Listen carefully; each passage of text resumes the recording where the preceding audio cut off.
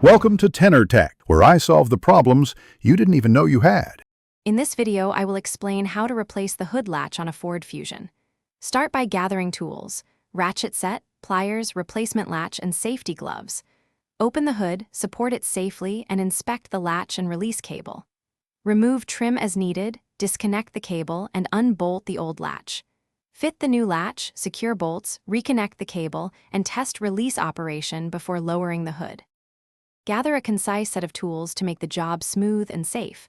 You will need a ratchet with sockets, pliers, a flathead screwdriver, needle nose pliers, and replacement hood latch. Also have gloves and safety glasses.